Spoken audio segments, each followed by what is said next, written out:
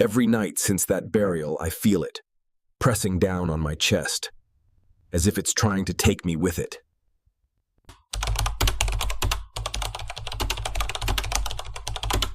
Have you ever wondered if the dead are truly bound to the places they're buried, or if, for some reason our minds can't fathom, they choose to follow someone beyond the cemetery gates? I'd never given it much thought, until that night. My name doesn't matter, but what happened to me is something that still makes me hesitate before looking out the window after sunset. And if you think I'm exaggerating, just wait until you hear the full details. It all began after a funeral that seemed ordinary, at least at first glance. A young, beautiful but lifeless woman dressed as a bride, as if her big day had been brutally interrupted. There was no music, only the sound of the wind cutting through the silence, making the white fabric of her dress flutter as if trying to take on a life of its own. I'd buried people with sad stories before, but this one seemed to carry a different weight, something pressing down on the air around me. At that moment, something inside me knew that this story wouldn't end there, at the bottom of a grave. I had no idea, but I was carrying with me something that should never have crossed the cemetery gates. And the next night, when I got home and looked at the gate, I realized that death sometimes doesn't stay behind. It follows you. If this story gave you goosebumps at the beginning, subscribe to the channel now and leave a like, because what comes next will keep you up at night. I've worked as a gravedigger for many years and have seen it all. Silent burials with only one or two people, noisy farewells filled with tears and despair, and even wakes where misplaced laughter tried to mask the pain. But that afternoon, something was different. The woman inside that coffin wore a long white wedding dress, already slightly wrinkled, and the lace slightly soiled at the edges, as if it had been worn in a desperate race down a muddy path. On her chest rested a bouquet of white roses, already wilted, as if time had hurried to rob them of any trace of life. Few people were present. Two men who didn't approach the coffin, a woman with a vacant, distant look in her eyes, and a priest who seemed in a hurry to finish the ritual. No one exchanged glances, as if everyone was there out of obligation and wanted this farewell to be quickly forgotten. As I lowered the coffin into the grave, the wind grew stronger, cold and biting, and the veil covering her face lifted strangely, revealing for a moment her pale skin and almost blue lips. It was at that moment that I felt as if a pair of invisible eyes were watching me, weighing on my shoulders like an invisible burden. At the end of the burial, as I was leveling the earth, a colleague came over and in a low voice commented something that made me shudder. They say she was left at the altar and that she swore she wouldn't rest until she found her groom. I tried to laugh it off, but something in his tone and the way he looked away left a seed of unease inside me. I didn't know it, but that feeling of being watched wouldn't stay confined to the cemetery. That night, something would wait for me outside my own house, still and silent, as if it had patiently waited for the right moment to reveal itself. The night after the funeral, I returned home later than usual. It had been a tiring day, and all I wanted was a hot shower and some quiet time to rest. The street was deserted, lit only by streetlights that cast a flickering yellow light, creating distorted shadows on the damp asphalt. It was then, as I approached the iron gate to my house, that I noticed something that made my entire body stiffen. A figure stood there, motionless, in the exact center of the gate. She was tall, draped in a white dress that seemed to float gently, even though the air was completely still. Her veil obscured her face, but I could sense eyes behind it, fixed on me, following my every step. My heart raced, and a shiver ran down my spine so intense it nearly knocked me off balance. As I took another step, I heard my name being called, but not in a normal voice. The voice didn't seem to come from outside, but from inside my own head, echoing like a thought that wasn't my own. My fingers trembled, and for a few seconds I didn't know whether to advance or retreat. I blinked rapidly, trying to dispel the vision, and when my eyes opened again, the figure was gone. I went home, trying to convince myself that it had all been the result of fatigue, perhaps a misinterpreted shadow. However, the feeling of being watched remained attached to me like an invisible weight. And the next morning, when I woke suddenly and looked out the window, I realized that figure was back, waiting patiently, as if it had all the time in the world. In the following days, the presence of that figure ceased to be an isolated occurrence and became a disturbing routine. Always at the same time, around 3 in the morning, I would wake with a strange pressure in my chest, as if something were calling me from a deep sleep and leading me to the window. There she was, motionless, standing in exactly the same spot in front of the gate, her white dress moving slightly, as if breathing, and her veil covering a face I could never see. At first, I watched from afar, trying to convince myself that if I didn't approach, she would disappear on her own. But each night, her posture seemed more assertive, as if she wanted to take another step forward. On the 3rd night, I noticed something had changed. When I went to the kitchen to get a drink of water, I noticed that the photographs on the shelf were all upside down. No broken glass, no sound of falling, just absolute silence that seemed to amplify every beat of my heart. I began to feel a constant chill inside the house, as if the temperature had suddenly dropped, but the clocks and appliances indicated a normal climate. The most disturbing thing, however, were the dreams. In all of them, I was at the cemetery, but not as an employee. I was wearing an old suit and walking to the altar of a candle-lit church. There, she was waiting for me, wearing the same wedding dress, and the moment I approached, the face beneath the veil dissolved into darkness. A co-worker, noticing my exhaustion, asked if I was okay. I hesitated, but eventually told him part of what was happening. That's when he revealed in a low voice that he knew the woman's story. She had been left at the altar, and before she died, swore she wouldn't rest until she found the man who had left her alone. My stomach churned as I realized that in some inexplicable way, she believed I was that person. From then on, my days became long hours of waiting for the inevitable nightfall. And it was one of those early mornings, while I was trying to ignore the feeling of eyes following me around the house, that I heard slow footsteps coming from the hallway, even though I was alone. I didn't need to open the door to know that this time she was closer than ever. That last night, I decided I would hide no longer. The fatigue, lack of sleep, and constant pressure on my chest had become unbearable. I sat in the dark room, with the lights off, waiting for the clock to strike the hour when she would inevitably appear. The silence was so absolute, I could hear my own blood pounding in my ears, and each passing second seemed to drag on like an eternity. When I finally heard the metallic sound of the gate moving, I slowly stood up, my legs feeling heavy, as if the ground were trying to hold me down. I opened the door and, for a moment, thought she wasn't there. But then I noticed the white dress lying on the floor, soaked by the light rain that was falling. There was no body, no face, just that cold, heavy fabric, as if it had been left there on purpose. Before I could move, I felt a cold breath on the back of my neck and heard my name spoken, almost affectionately, but with a weight that made my spine involuntarily bend. I slammed the door shut and leaned against it, trying to catch my breath. That night, I didn't see the figure at the gate again. I never saw it anywhere again. However, since then, every morning at the same time, I still hear that whisper close to my ear, even locked in my room.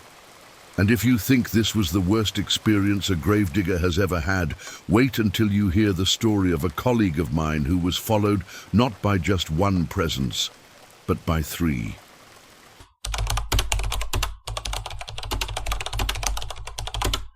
Have you ever woken up in the middle of the night with the strange feeling that you weren't alone?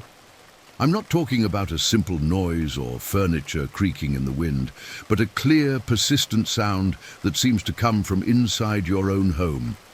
Imagine a slow, intentional whistle, repeated over and over again as if following an ancient, forgotten melody. Now imagine hearing it at exactly 3 in the morning and realizing that no one else can hear it. No one except you and your dog, who remains motionless, staring at the closed door as if he can see something your eyes refuse to capture. That's how it began for me. I'd always considered my home a safe haven, a place where the early morning silence brought peace after long days of work in the cemetery. But that week, the silence had become dense and uncomfortable, as if it were merely the pause before a sound I didn't want to hear. And when I heard it for the first time, a chill ran down my spine before my mind even tried to grasp what was happening. You might think it was my imagination, that fatigue was playing a trick on me. I wanted to believe that too, until I realized that the whistling wasn't tied to a specific night, but seemed to have chosen a fixed time to find me, like a visitor who knows exactly when the door is unlocked. If this story gave you goosebumps at the beginning, subscribe to the channel now and leave a like, because what comes next will keep you up at night. My work as a gravedigger has accustomed me to the silence of places where almost no one likes to linger for long. In the cemetery, the sound of the wind mingling with the rustling of leaves is so common that it becomes part of the routine, and even the strangest noises find explanations in nature or the simple wear and tear of time. That early week, I was assigned an unusual task, renovating an old tomb, the kind that hasn't been visited in decades, and whose inscriptions on the headstone are nearly illegible, faded by the effects of rain and sun. The marble was cracked, covered in thick, dry moss in places, as if the tomb had been forgotten not only by people, but also by time itself. As I removed the stone lid, a cold, damp wind escaped from inside, cutting through the warm, late afternoon air. It was a quick blast, but it carried a sickly, sweet odor so intense it made me recoil for a moment. Outside the cemetery gate, my dog, who always accompanied me to some services, began howling in a way I'd never heard before, a high-pitched, prolonged sound, as if alerting me to something unseen. I looked around, searching for any sign of another person, but there was no one else around. I continued my work, but I couldn't shake the strange feeling that, by opening that tomb, I had disturbed something that shouldn't be disturbed. I closed it just as carefully, cleaning the area before leaving, trying to convince myself there was nothing but stone and bones there. But as I locked the cemetery gate, I felt a strange pressure in the air, as if someone were watching me from a distance, following my movements with silent attention. And that very night, without me imagining it, the first sign that something had followed me home would appear, completely breaking the safe routine I thought I had. That night, I fell asleep later than usual, still with the nagging memory of the open grave and my dog's strange howl echoing in my head. The silence inside the house seemed heavier than usual, and the ticking of the clock on the wall sounded louder, as if each second were stretched beyond ordinary time. It was around 3 in the morning that I woke for no apparent reason, my breathing rapid and my heart beating irregularly, as if something invisible had torn me from sleep. At first, I thought it was just my imagination playing tricks, but then I heard it, a slow, drawn-out whistle, made up of notes that seemed to repeat a short, hypnotic melody, like those songs children sing while playing alone. The sound came from the kitchen, drifting down the hallway with disturbing clarity. I got out of bed, trying not to make a sound, and noticed my dog standing in the doorway, completely still, his ears pricked and his eyes fixed on the kitchen. The fur on his back was standing on end, and he was breathing rapidly, but without uttering a single bark. With each step I took, the whistling seemed to remain at the same distance, as if he were aware of my approach and waiting. When I reached the kitchen and turned on the light, the sound stopped immediately. The room was empty, and nothing seemed out of place, but my dog's expression didn't change, as if it was still there, just invisible to my eyes. I returned to the bedroom, trying to convince myself there was a logical explanation, but deep down, I knew that wouldn't be the last time I heard that sound. And I was right. The next night, he would return, and closer than before. From the second night on, the whistling stopped being a distant sound and became part of my involuntary routine, an unwelcome visitor who knew exactly when to arrive. Always at 3 in the morning, it would appear, shattering the absolute silence of the house, bringing with it an almost physical sensation of presence, as if the air were becoming heavier and each breath required more effort. At first, the sound still seemed to be coming from the kitchen, but as the days passed, I began to notice it moving, as if slowly traveling through the rooms, getting closer with each repetition of the melody. What disturbed me most was the precision of that time, as if there were a calculated intention behind every note.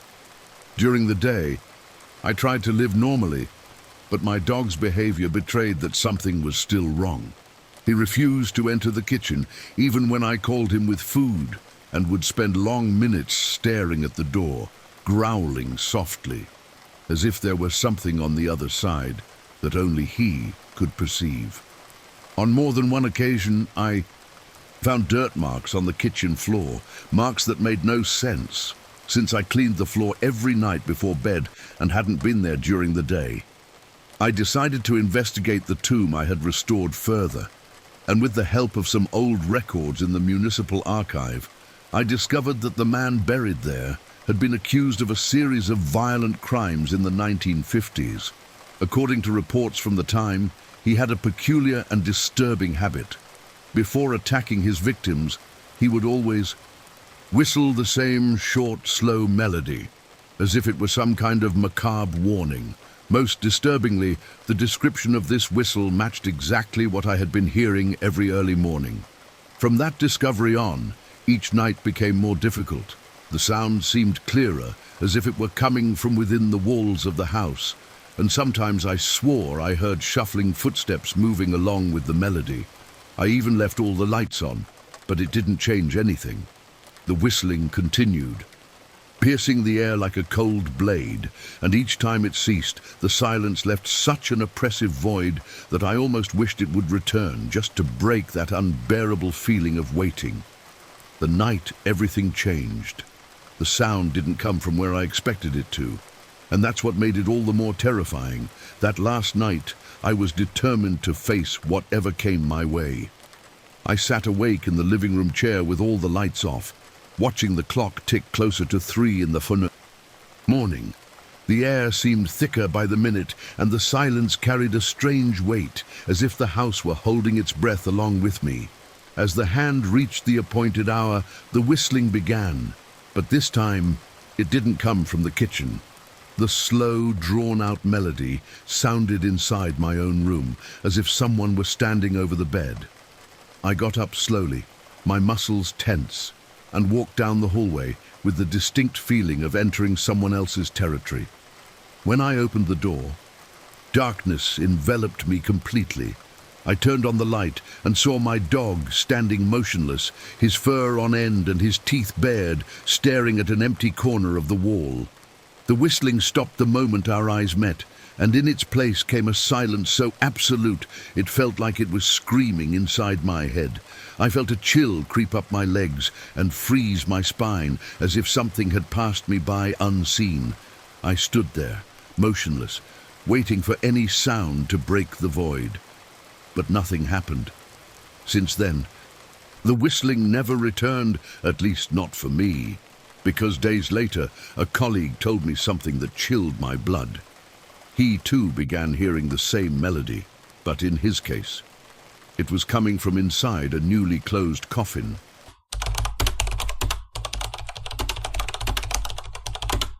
Have you ever been afraid of something that at first glance seemed completely innocent? I'm not talking about strange sounds in the middle of the night or shadows dancing on the wall when the light fails. I'm talking about something that carries the appearance of purity, but that, when it approaches, leaves the air colder and your skin covered in a shiver that won't go away.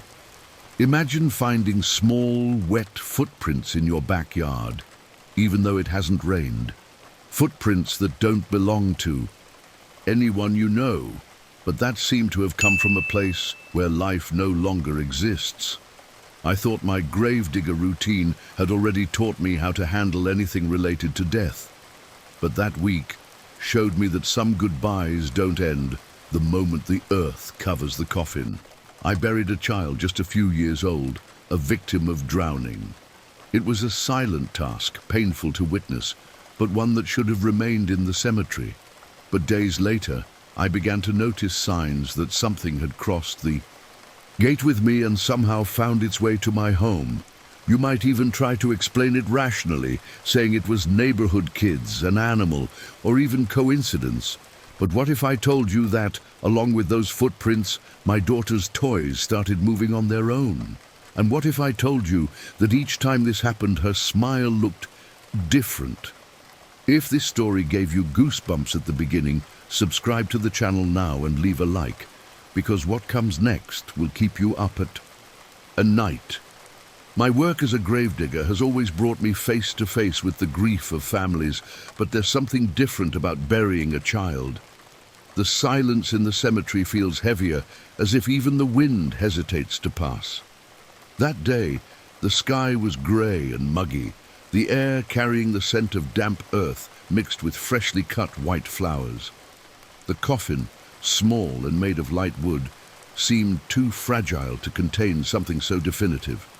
As I slowly lowered it into the grave, I noticed how everyone around me avoided looking directly at me, as if wanting the moment to end as quickly as possible.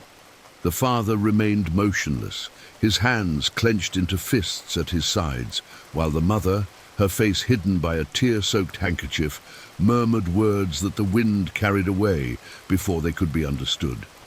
The cause of death was drowning in a nearby lake, something that, they said, had happened in a matter of minutes. Among the flowers covering the coffin was a worn teddy bear, placed there by the mother before the lid was closed. That simple gesture, so charged with love and loss, stuck in my mind. I'd buried people of all ages, but I always felt there was a kind of invisible barrier between the cemetery and my life outside it. When I walked through the iron gate, I left behind not only the dead, but also the energy that seemed to belong there.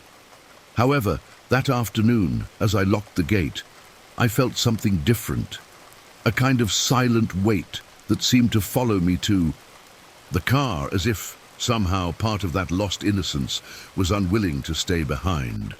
I didn't know it, but a few days later that feeling would turn into something I could see with my own eyes, and it wouldn't be inside the cemetery, but in my backyard.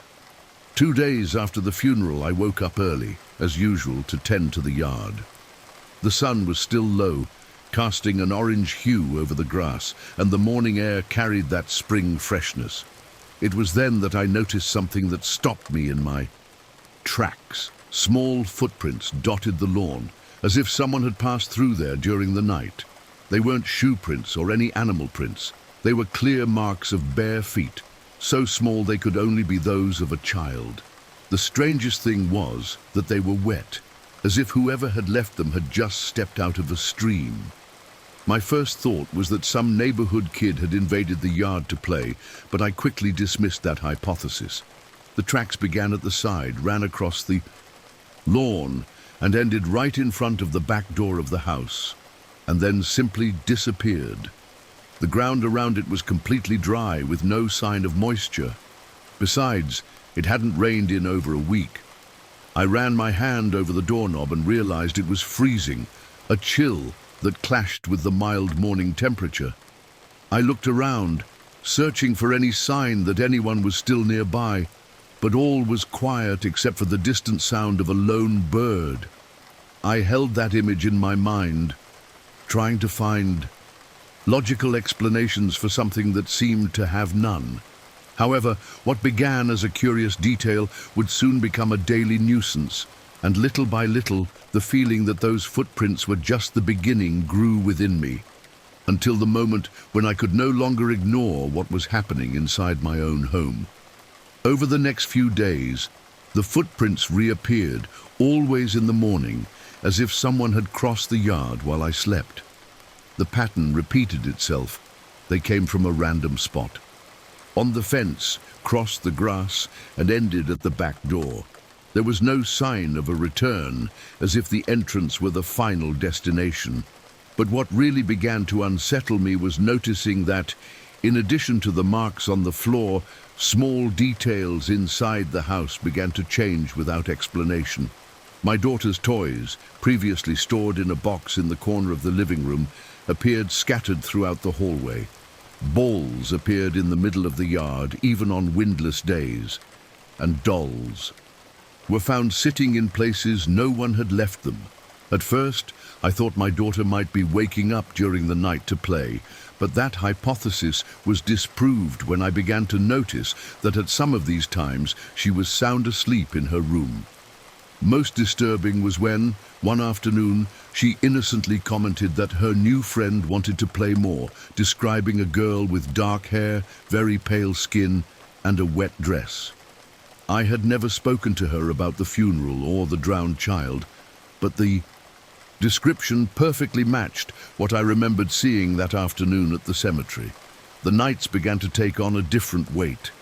Twice, I woke to the sensation of someone walking around the yard.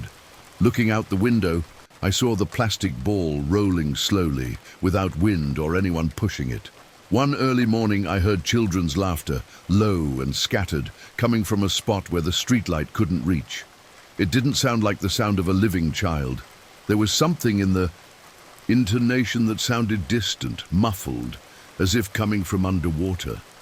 I wanted to believe it was all just coincidence or imagination, but my dog's behavior eventually confirmed that something was wrong. He began avoiding the yard at night, barking at the door as if he could see something I couldn't.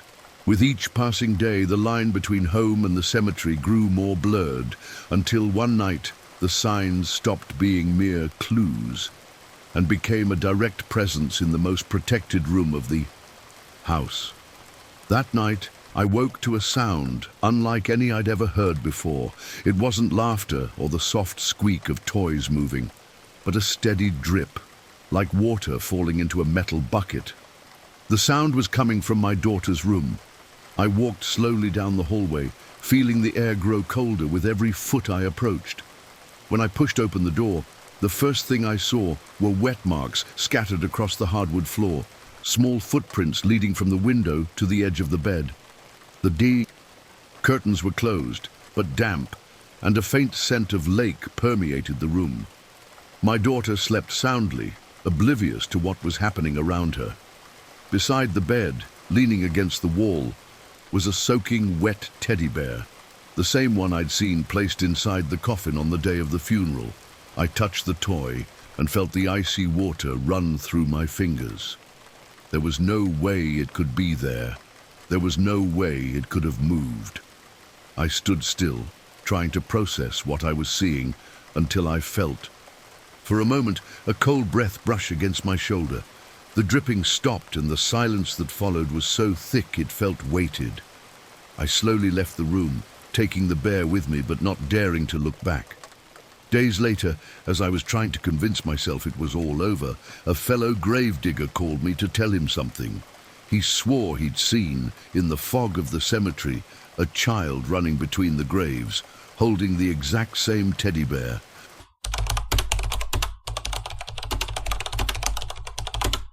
Have you ever looked in the mirror and for a moment had the strange feeling that something was off about your reflection? I'm not talking about a trivial detail, like the light distorting your face, or the shadow of a piece of furniture behind you. I'm talking about something that's there but shouldn't be. A presence that isn't part of your body, your gestures, or your home, but that appears clearly, as if it had always been there, just waiting to be noticed. That night, after years of working at the cemetery, I thought I knew the full extent of fear. I'd heard stories from colleagues about figures among the graves, footsteps on the wet earth when no one was around, and voices calling my name in the silence of the early morning. But I never imagined something could cross the gate and follow me to the only place where I felt safe. Home. That's how one rainy, heavy night, after closing the cemetery gate, I began to realize something was wrong. I still didn't know what it was, but the feeling of being watched didn't leave me even as I drove back. And when I finally entered the bathroom to take a hot shower, I found a presence in the mirror that didn't belong there. A man standing behind me, motionless, and who wasn't there when I turned around. If this story gave you goosebumps at the beginning, subscribe to the channel now and leave a like, because what comes next will keep you up at night. My shift that night had been longer than usual. The rain started early and didn't let up throughout the shift. The constant sound of drops falling on the guardhouse roof and hitting the headstones created an almost hypnotic yet oppressive ambiance, as if the entire cemetery were breathing heavily. With each flash of lightning, the rows of tombs were illuminated for a moment, revealing shapes that seemed to move in the shadows, though I knew there was no one there but me. When the clock finally struck the end of the day, I closed the guardhouse and walked to the main gate. The icy wind hit me hard, bringing with it the smell of wet earth mixed with something faintly metallic I couldn't identify. As I slipped on the chain and padlock, I felt that familiar weight on the back of my neck, the sensation of eyes following me. I looked back, and for a second I thought I saw a silhouette standing in the distance, between two tombstones. Thunder crashed, and when the lightning flashed, the silhouette was gone. I got into the car with my clothes soaked, the cold penetrating to my bones. On the way home, the windshield wipers cut through the incessant rain, and with every flash of headlights reflected in the rearview mirror, I had the strange impression that something was in the back seat. I avoided looking directly, as if my instincts knew I didn't want to confirm what I might find. Upon arriving, all I wanted was a hot shower to chase away the cold and tension. The house was silent, except for the distant sound of rain tapping on the windows. I turned on the bathroom light, took off my wet jacket and closed the door behind me. At that moment, I believed I was alone, but the mirror about to stare back at me would prove that solitude was no longer a given. The warm water ran down my face, bringing brief relief after so many hours under the freezing rain. The steam began to fog the mirror, creating a translucent veil that softened the reflected forms. When I turned off the water and reached for the towel, I remained for a few seconds with my head bowed, breathing deeply, trying to relax my shoulders, which still carried the tension of the night. I wiped the cloth across my face, and when I looked up at the mirror, I felt my stomach sink. Behind me, in the reflection, was the figure of a man, tall, broad-shouldered, wearing dark clothes that looked wet, as if he'd just walked through the storm with me. His face was partially hidden by shadow, but his eyes were clear, fixed on me with an intensity that made me feel exposed, as if he could see beyond my expression. I remained motionless, staring at the image as my heart raced and my breath became shallow. With a quick movement, I turned, expecting to find someone standing there, but the bathroom was empty. Only the sound of my own breathing and the dripping of the faucet broke the silence. I glanced back at the mirror, and the figure had disappeared, leaving only my hazy, pale reflection. Still, the feeling that he was still there, somewhere behind me, didn't dissipate. I hurried out of the bathroom towel still in hand, trying to convince myself it had been a trick of the light, an illusion caused by fatigue. But deep down, I knew that wasn't how illusions started. It was how visits started. In the days that followed, I tried to avoid thinking about what I had seen. I continued my routine at the cemetery, returning home at the same time, maintaining the same habits. But something had changed. Small details began to bother me, like distorted reflections on surfaces that had previously gone unnoticed. In the kitchen window, in the switched-off television screen, even in the water running down the sink. It was as if my image carried behind it a shadow that didn't belong to me. At first, it was subtle, a barely perceptible blur, but with each passing day, it seemed to gain more defined contours. The discomfort turned into alarm when I started hearing noises coming from places where no one was. Slow, heavy footsteps echoing in the hallway when I was alone, or the bathroom door closing on its own with a sharp click. I even locked my bedroom door at night, but this only made me feel even more vulnerable, as if I were trapping myself along with the thing watching me. One night, coming home late from work, I passed the cemetery guardhouse and noticed a movement in the glass. I thought it was just my reflection, until I realized it wasn't mirroring my movements. As I walked, the figure remained motionless, simply watching. I took a few steps back, and the reflection didn't move. Then, in a quick flash of lightning, I realized it wasn't just in the glass. It was standing inside, among the graves, looking in my direction. I returned home with my mind spinning, trying to rationalize what I had witnessed. But that same night, while washing my hands in the kitchen sink, I looked up and saw, in the reflection in the window, the same man behind me. This time the details were clearer. The heavy, dark fabric of his coat, the damp sheen of water droplets falling from it, and that fixed, emotionless gaze, as if waiting for me to recognize something I didn't remember seeing before. From that moment on, I realized he was no longer limited to mirrors. He could appear on any surface that reflected my image, and each time I saw him, he seemed closer.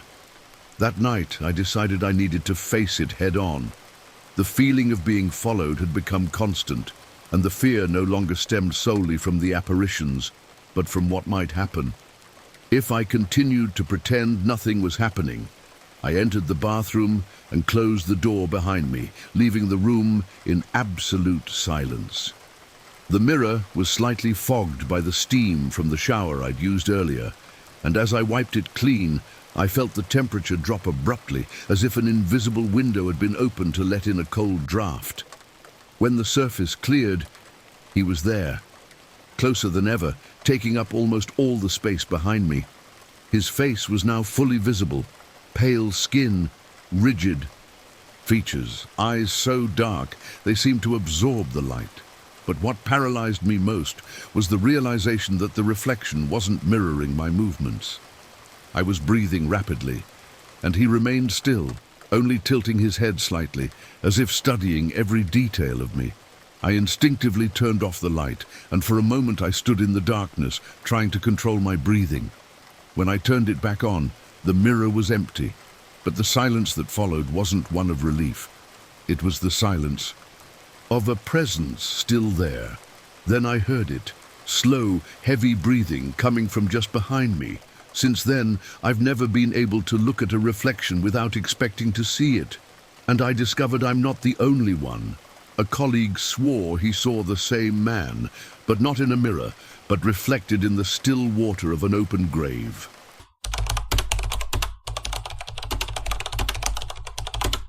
Have you ever woken up in the middle of the night with the feeling that something was sitting on your chest, as if an invisible weight was pressing down on every breath and sucking the air from your lungs? I'm not talking about the tightness caused by a bad dream or anxiety, but something physical, real, palpable. A presence that seems to be there to remind you that you're not alone, even when no one is around. I'd never felt anything like it until the day I attended a solitary funeral in rural Kansas.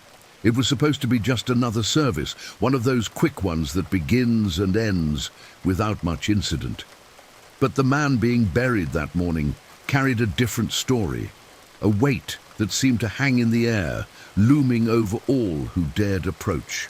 Some cemetery workers whispered that he had sworn an oath before he died, a disturbing oath in which he said he would not rest until he had brought company to the other side. As a gravedigger, I've heard many strange stories and rarely paid them any mind, but on that occasion there was something in the way the words were repeated that made me pay attention. That night, as I tried to sleep, I realized that some stories don't stay in the cemetery. They find a way to cross the gates, enter your home, and sit right where you think you're safe. If this story gave you goosebumps at the beginning, subscribe to the channel now and leave a like, because what comes next will keep you up at night. The burial took place on a cloudy morning when the wind seemed to cut through the skin and the sky foretold rain at any moment. The coffin was simple, made of dark wood, and there were no flowers around it, only soft earth ready to receive its weight. No relatives or friends were present, and this in itself created an eerie atmosphere, as if the body belonged to no one, and yet carried within it something that made it impossible to ignore. The absolute silence was broken only by the deep sound of the shovel digging into the earth and the rustling of dry leaves scattered across the ground. I'd always considered the cemetery a silent place, but that morning the stillness felt different. It was as if the air were thicker, heavier, and every movement was watched by invisible eyes. I remembered the whispered conversations between two senior staff members. They said the man buried there had spent his final days alone, repeating that he wouldn't leave without company, that he wouldn't tolerate solitude even in death. Many laughed, dismissing it as the ravings of a troubled old man, but the way these words were repeated made me uneasy. When the burial was complete, I carefully covered the grave, but the feeling of being watched intensified. I locked the cemetery gate, and on the way to the car, the wind picked up, bringing with it a chill that seemed to penetrate my clothes and settle straight into my bones. There was no sound of footsteps behind me, but I swear I felt the rhythm of a presence walking alongside. In time with me, just a few feet behind. At that moment, I thought all I had to do was get home and close the door, and that feeling would be gone. I didn't know that very night, something would walk through that door without me even having to open it, and find a place to settle on my body while I slept. That night, physical exhaustion weighed heavily on me, but sleep seemed elusive. I relived every detail of the burial in my mind, from the muffled sound of the earth falling onto the coffin to the silent weight of that invisible gaze I'd felt in the cemetery. I fell asleep late, lying on my side, with the window ajar, letting in a cool breeze. I woke suddenly, without understanding why, and realized I couldn't move. It was as if something heavy was sitting on my chest, pressing my body into the mattress. The air felt thicker, each breath required a painful effort, and my heart was pounding so hard it felt like it was about to burst through my ribs. My eyes were open, and it was then that I saw in the darkest corner of the room a tall, motionless shadow with human contours, watching every involuntary movement of my body. I tried to scream, but no sound came out. I tried to move my hands, but it was as if the weight held me down, from my shoulders to my feet. The shadow remained motionless, but there was something in the way it seemed to lean forward slightly that conveyed a clear intention. It wanted to get closer. When I finally managed to take a deep breath, the heaviness disappeared, and my muscles responded in kind. I sat up in bed, my body covered in cold sweat, and looked at the corner. It was empty. Still, the feeling that something had been there didn't leave me until dawn. I wanted to believe it had been just a nightmare, a lapse between sleep and wakefulness. But when the next morning arrived, I discovered that this was no isolated episode. It was just the beginning of a routine that would repeat itself night after night. The following nights transformed my home into a silent battlefield. I tried to convince myself it was just fatigue, but with each dawn, the weight on my chest returned, ever more intense, ever more oppressive, as if the entity, or whatever it was testing how far it could go before breaking me completely. During the second attack, I felt such intense pressure that my lips began to tremble involuntarily, and a suffocating sensation filled my throat. It was as if someone, invisible, was trying to steal the little air. I had left. On the third night, things got worse. I woke up face down, my face pressed into the pillow, and realized I couldn't turn over. The weight on my back was so immense that the pain in my shoulders radiated to my neck. My legs trembled, not from exertion, but from sheer panic. And it was then that out of the corner of my eye, I saw something move. It wasn't an ordinary shadow. It had a defined shape, almost translucent, and it walked slowly beside the bed. The movement was unnatural. It felt like it was being dragged, each step accompanied by a soft scrape on the wooden floor. I began to avoid sleep.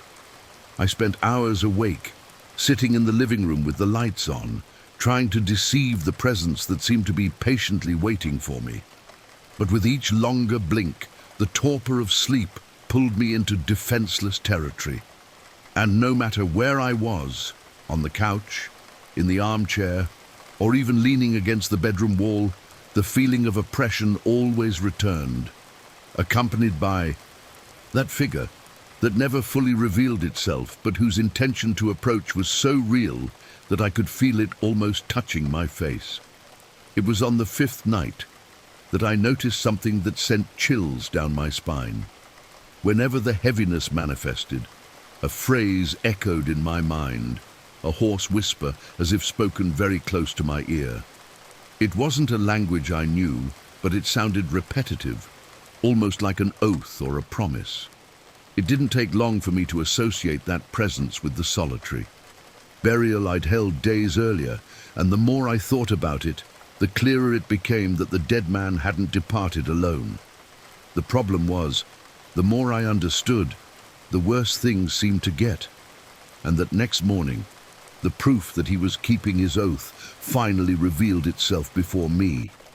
That last night, I was too exhausted to fight sleep. I lay down, exhausted, breathing heavily before I even closed my eyes. The silence in the room was suffocating, so absolute I could hear my own heartbeat inside my head. When the pressure on my chest began, I didn't fight it. Part of me wanted to see how far it would go. So for the first time, I didn't close my eyes. And that was when I saw him. The figure was no longer a shadow or a fleeting outline. He was there, sitting over me, his face pale and swollen, as if the skin had been submerged in water for days. His lips, purple and half-closed, moved in a murmur that repeated itself over and over. I realized the phrase he was whispering was in Old English, drawn out and low, but now I understood. I will not be left until I take you with me. My blood ran cold. He didn't just want to haunt me. He wanted to take me. I gathered all my remaining strength and forced the air out of my lungs in a scream that sounded more like a desperate roar. His body vanished like smoke, but the room remained icy, as if an invisible window had been opened to an eternal winter. I ran to the kitchen, opened the drawer where I kept an old Bible, inherited from my father, and began reading verses aloud, my hands trembling and my eyes fixed on the bedroom door, waiting for him to return. But he didn't return that night. The next day, I went to the cemetery and searched for the grave of that lonely burial. The headstone was covered in moss, and the name was barely legible, but the epitaph was clear. Even in death, I keep my promise. That wasn't just an inscription, it was a threat. I placed fresh flowers on the grave and prayed as I Hadn't in years, asking God to keep him away, to bind him to the place where he was buried. Since then, I haven't felt the weight on my chest anymore. But sometimes, when the wind blows hard in the early morning, I feel the same chill creeping through the house, as if to warn me that it's still lurking, waiting for the right moment to fulfill its promise. If you've made it this far, subscribe to the channel to see more stories like this. Each story here is too real to ignore. And perhaps the next one will make you question whether you're truly alone when you turn out the lights at night.